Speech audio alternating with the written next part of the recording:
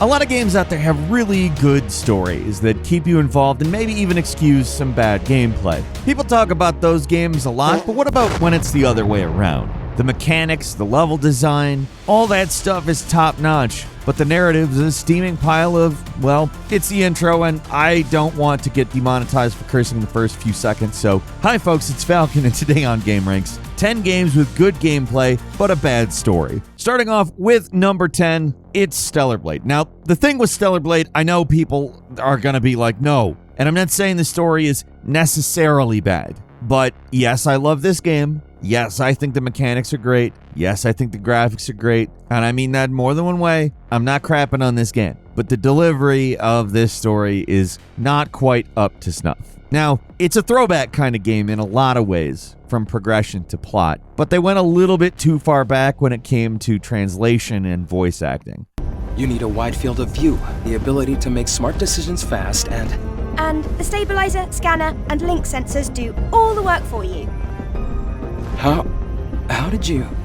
The game is in many ways aping Nier Automata, but the Nier games have, second to none presentation. It's one of the best things about them. In fact, the original one, just plain old Nier, is a game with so-so gameplay but a great story. I mentioned that kind of game in the intro, and I just kind of wanted to throw that out there. But like that original Xbox 360 game had a well-done script, professional voice actors, and it really came across. I'm not exactly sure who to blame for the bad voice performances in Stellar Blade, or whether it comes down to the awkward script, the direction, or whatever. Characters have very unnatural dialogue that is poorly delivered most of the time. The plot doesn't make a lot of sense when it's on the rails, and by the end, they are way off the rails. I'm not sure what's supposed to be happening. It's a derivative and poorly told story, at least the English version is. Maybe it makes more sense in Korean, I don't know. But I want to stress I don't think that's necessarily bad, because every story in a way is derivative. It's that poorly told thing that makes it real tough. Like, it's one aspect of the game that you can tell this is the developer's first big game, you know? And it's definitely forgivable. This is a fantastic game. A number of the best games ever made are not good with stories. We will talk about, obviously, at least some of them here. And I don't know that I would put it on the best game ever made pantheon per se, but this is a great game. That said, pretty much everything in Stellar Blade's story feels off. I mean, you can understand what they're saying, and some of the performances are okay, but compared to the actual gameplay, which is, like I said, pretty top-notch, the story it's just not there. It's cliched, rushed. I don't need to harp on the delivery of the dialogue anymore here. It's all just stilted, that's all. But, the sad truth is, most game stories aren't actually that good. So to make it on this list, the contrast between how good the gameplay is and how bad the story is need to be pretty stark. Like Stellar Blade, I think, is a pretty good example to start with, because it is a hell of a game. It's got a lot of fun bosses, super fun to play, and the story's nonsense. So this must be Adol 7. Yes. This was the final battlefield of civilization. It was also known as a truly colossal city. And number 9 is Monster Hunter World. If you've seen one story in one Monster Hunter game, that's all of the stories. Oh, a new monster's messing up the environment. Better stop him. Aw, dang. Look at that new monster with the environment, the world that the monsters are in, that we hunt them in. It's a threat to that world, so we're gonna hunt them, those monsters. It's all just there to give you some weight for whatever monster it is you fight before the credits roll. That's all well and good, because the story barely matters in previous games. But for some reason, Monster Hunter World stops the game dead in its tracks, so you can have a long walk and talk. What do we talk about? How the new monster's messing up the world.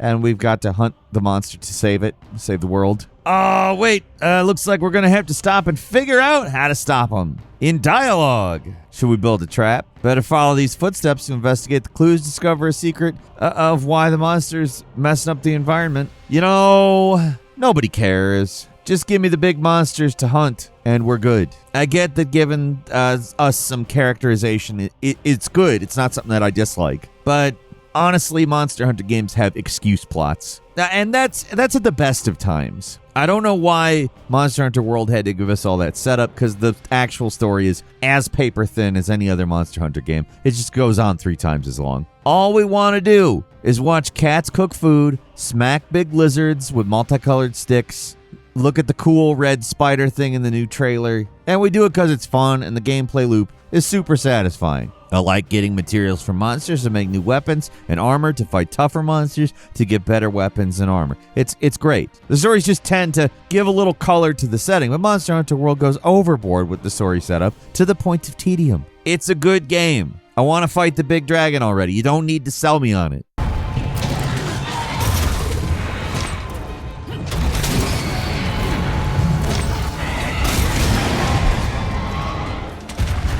And number 8 is Mercenaries, and man, is this a classic example of exactly what we're talking about here. So, fantastic gameplay, bare bones, and totally nonsensical story, right? Like, alright, gameplay. You got a wide variety of, methods of madness wreaking havoc in this big old destructible sandbox environment.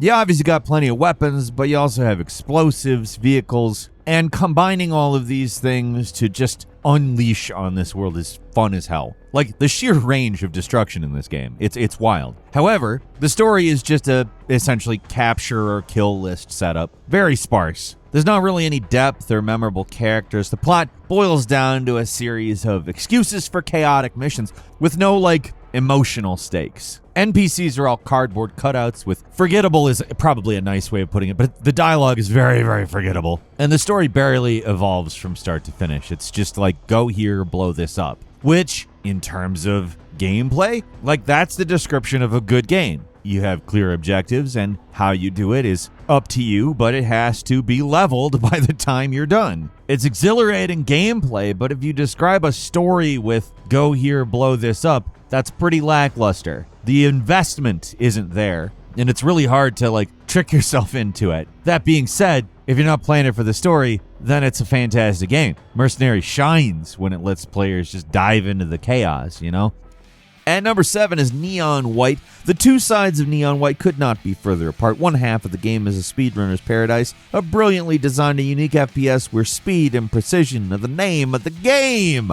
Almost forgot what I was saying in the middle of that sentence, lost track of things, and disguised it beautifully, might I add. Of course, I did draw attention to it here, but let's move on. On the flip side, between the actual missions, you're playing essentially a visual novel with a lot of dialogue. I mean, the voice acting is very good. I mean, they got Spike Spiegel himself, Steve Blum, to play the main character, White. Huh? I swear I was just in the middle of something. Can't remember a thing, though. Where the heck am I? But the writing quality has some real fan fiction energy, and not in a good way. I'm not saying there's not good fan fiction out there, but this ain't it. And to be frank, it's either something you can tolerate or something you really, really cannot. The writing in general is pretty cringe-inducing, and there is, a lot of it. So, if you're actually interested in following the story in games, this is going to drag down that experience for you.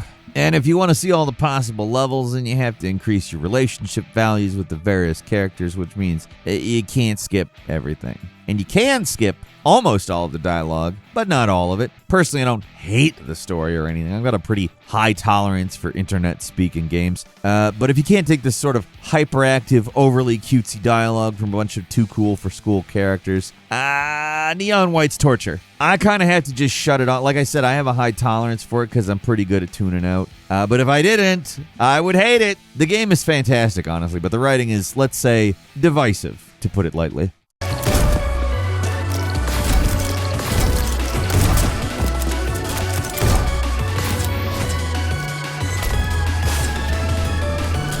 At number 6 is Midnight Suns. Hey, you know how everyone makes fun of the MCU, saying the movies are just tedious quip fests where everyone's just talking over each other trying to get in their lame one-liners? A lot of the time, not all the time, but a lot of the time, those are exaggerated for effect. It is a problem in those movies, but is it as much of a problem as people like to say it? It's probably not. Midnight Suns, however, oh boy, it's that. This writing is frequently very painful. It's like what everyone imagines the worst MCU movie is in their head from the lame little title cards.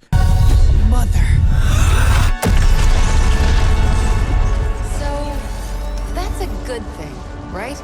Everyone gets the painfully obvious jokes Tony Stark is making nonstop to the lame badass one-liners, you know. Nobody feels like a person. They feel like, and I'm using this term very loosely, iconic dialogue machines just blathering into a void. Once the game chills out and gets into the groove, a lot of the incidental writing is better, but the frequency of clunkers doesn't go away completely. There is a lot of writing in Midnight Suns. Every hero has tons of dialogue. There are long hangout sessions where it's just everybody spitting banter back and forth on a very shawarma-like level, and there's so much writing that it's very hit or miss. Now compare that to the actual combat, which is Firaxis at its absolute best. Completely different from XCOM, but has the signature polish, has a card-based movement system. It seems super odd, but once you understand it, it synergizes and the potential of everything starts to come together.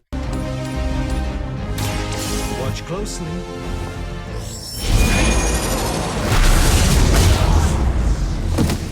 It's one of the most fast-paced and fun tactical combat games out there, to be frank. And that's saying a lot. Firaxis did a lot to revive that genre, and they are really at the top of their game here, like I said. It's not even that I don't like the in-between mission stuff. I think doing a Fire Emblem / Persona thing mixed with Marvel superheroes is a great idea, but the writing, Remember I said I have a high tolerance for the kind of over-the-top stuff? I mean, I was talking about sort of ooh, small bean internet speak in the last one, but I don't know. That bad MCU dialogue times 10 it tests that tolerance. Honestly, it's almost like they made this game in order to make you go back to the movies and go, I guess it's not that bad. Do I look like someone who gives a damn about any of that? No, you look like you should be bouncing for the double deuce. And number 5 is Vanquish. I could fill this list with Platinum games, honestly. Their back catalog is so full of games with ropey stories but amazing kinetic gameplay. I mean, here's what made Nier Automata like their masterpiece. A guy who made a game that has a great story but kind of not great gameplay got together with Platinum Games, and they're like, we'll handle the gameplay stuff. You just keep up with this insanity on the actually decent narrative side of things. But Vanquish is not that. It stands out as a bad story for a few reasons. Rather than a melee action game you usually get, it is a third-person shooter. It is on overdrive. And, I mean, it's gameplay-wise pretty damn good. Vanquish is Gears on steroids. And yeah, it was a time that everybody was trying to imitate Gears of War, but yeah, it's good. It's blindingly fast and intense. Rocketing around the massive arenas in a jetpack, it's so much fun.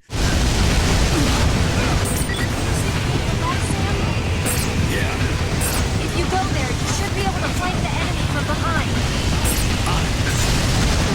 It's a crazy game with some real revolutionary mechanics for its time. Like, they didn't make shooters like this back then. It's almost a cross between a TPS and a bullet hell game. Like, it's still an amazing, exhilarating game that needs a sequel yesterday. But that story, woof, it ain't great. I mean, I know it's supposed to be a little tongue-in-cheek, but the balance between serious and stupid feels, well, like a misfire, let's say. Like, there's moments where you're supposed to take it seriously, and they're clearly dumb as hell, but that's not the real problem with the story. The problem is something I don't often get the opportunity to talk about. It's the pacing. And believe me, pacing is a pet peeve of mine. Bring up Rise of Skywalker with me sometime, and that's all I will talk about. But the pacing is totally screwed in Vanquish. They never let you get out of second gear because you're always starting a level, really getting into it for a few minutes, and then everything stops dead in its tracks. Different problem than Rise of Skywalker, but a problem nonetheless. I don't need another unnecessary cutscene here, and most of the time, these things do not push the plot forward at all. They could have been given as, like, exposition during a mission,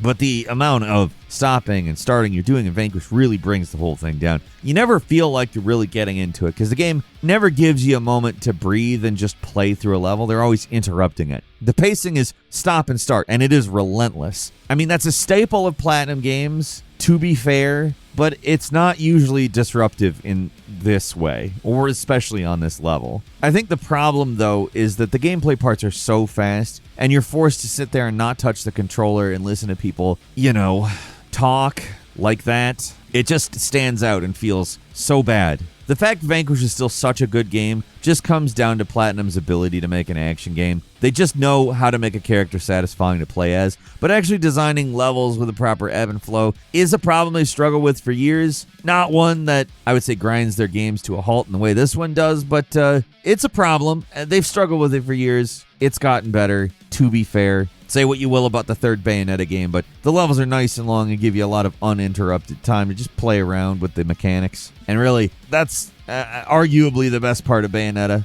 and that's saying a lot. Because, I mean, you can make a lot of jokes with the word part regarding basically any over-the-top Platinum lady character. But to be fair, the story of that game is maybe an even bigger mess than Vanquish. But I don't want to get too far off track. Vanquish is a good game, but the story, especially with how the campaign is paced, is just totally out of whack.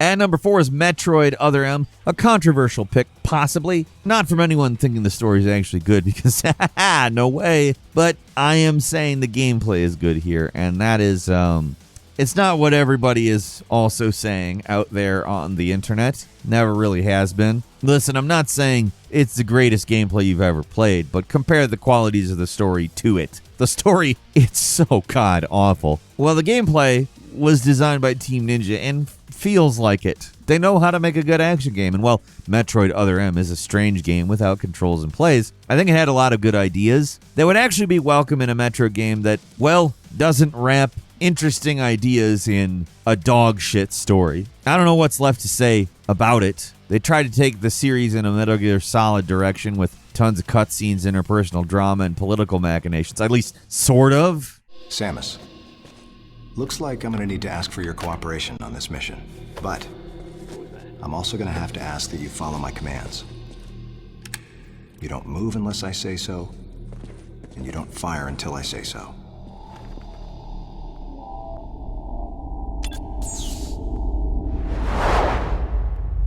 And whoa, did it ever fail. It failed in such an epic way. The quality of the writing is the stuff of legends. Starting the game up for the first time is like getting punched in the face with whatever the hell you call this prose and dialogue. They wanted to give Samus some character and voice. Maybe not the worst idea ever, but they failed miserably and made her a total chump. And they're the character we're playing as. Like, that's us. We're the chump. And to make matters worse, the cutscenes go on forever. They are so long and repetitive, and Samus's monotone narration is just like, this is supposed to be that cool can-wielding lady that we've been playing as for decades. Why are you like this? The gameplay, though, is well done for what it is. Yeah, it can spam dodge and be basically untouchable in combat, and aiming missiles with the Wiimote never stops being awkward, but it does feel good to play. And the exploration parts of the game look great and are legitimately well designed. That's why the post-game, where you're just free to explore the station, is by far the best part of the game, because there are no cutscenes.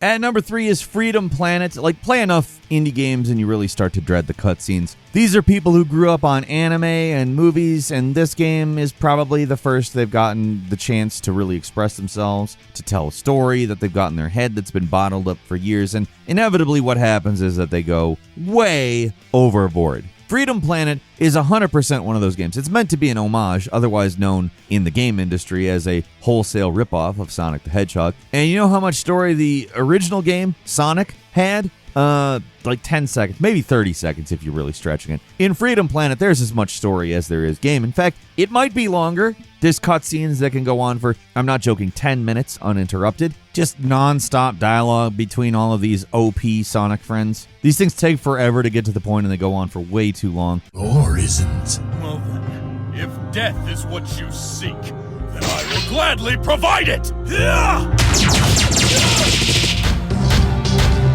There's no reason to be hostile, Your Majesty. In fact, you should be proud. The sort of trap first-time writers fall into where they think everyone's going to be as enamored by their fantasy world as they are. But at least in this game's case, you can play through the entire thing without any kind of story if you want, and it's unlocked right from the start, so they did anticipate people weren't necessarily going to jive with the epic story shoehorned into their cute little platforming game. It's an admirable level of self-awareness that you don't normally see in these types of games, or really any of the games that we've mentioned thus far. But that's, I think, why Freedom Planet was able to step outside of the Sonic fan game shadow and be a quality game in its own right. It is not just a copycat. I know I said in the games industry they might call that a wholesale ripoff, but it really is an homage. It does take things beyond Sonic. Like, it's clearly Sonic at its base, but there's more to do. And it is excellently designed. Like, really top-notch platform action game. I have to add action game. It is not, I'm sorry, I don't want to start really caping for Freedom Planet here, but if you haven't played it and you like the old Sonic games, and you also like Rocket Knight Adventures, I mean, it's like Sonic if it had a little bit of that kind of stuff in it. Not a lot. It's not like heavy on it, but it does utilize it well. Plus, it's got a killer soundtrack and really incredible pixel art. Story's amateurish, but everything about this game is as good as one of these things is going to get. So I guess I really did glaze this one up there. And number 2 is StarCraft 2. Man, Blizzard used to be so cool, huh? The original StarCraft game had a great story for 1998. It's still one of the best games of all time, and the story is a big reason why it's so fondly remembered. So it's pretty unfortunate how the sequel turned out. Here's the thing, it's still Blizzard we're talking about, so the actual campaigns are excellent. They're full of well-designed missions. The voice acting is excellent across the boards. The cutscenes and presentation, it's top-notch, but the actual story it's not good. It's a mess. After the first game and the Brood War expansion set up so many intriguing ideas that could be explored in the sequel, the best they could come up with was some vague evil force that's the bad guy. Oh, and the one thing they tried to make as clear as possible they would never do, which is rehabilitate Kerrigan, they did it, and it was in the lamest, most unearned way possible. The Zerg campaign is the nadir of the game's story for sure, but the overall writing quality is so much worse compared to the original. It's hard to pinpoint any specific things that illustrate how the writing was degraded, but if you play the games back to back, you're gonna suffer whiplash. Like riding a bike.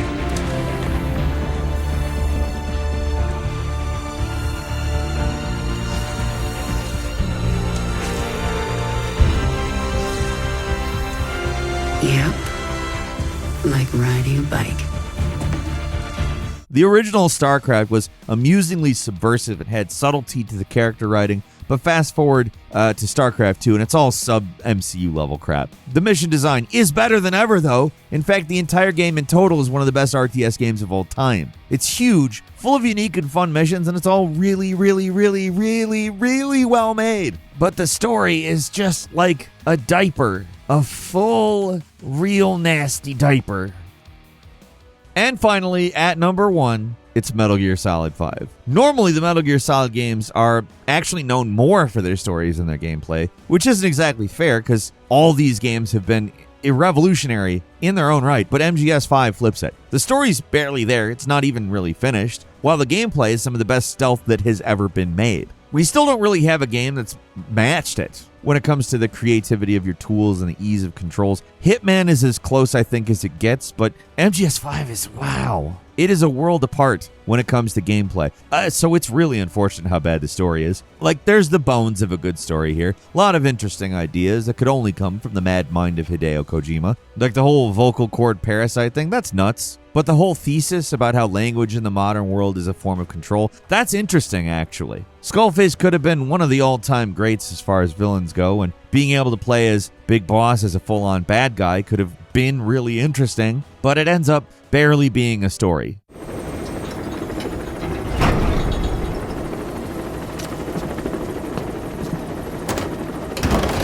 No, idiot, stop! Steak. Well, that would explain it. Sorry. Guess I've been away a while. Shouldn't be such a stranger. Such a bad example for the men. And he gets pretty lonely, too. Come on, Diddy.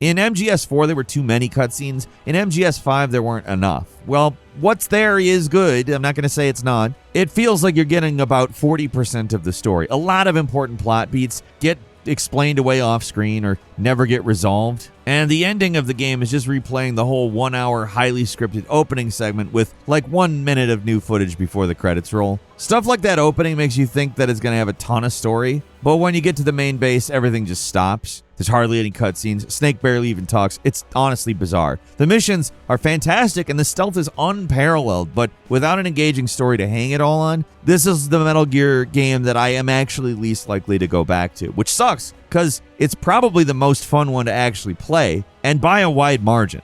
But that's, what I have to say. What do you have to say? What do you think about this? Leave us a comment. Let us know. If you like this video, click like. If you're not subscribed, now's a great time to do so. We upload brand new videos every day of the week. Best way to see them first is, of course, a subscription. Don't forget to enable notifications. And as always, we thank you very much for watching this video. I'm Falcon. You can follow me on Twitter @FalconTheHero. We'll see you next time right here on GameRanx.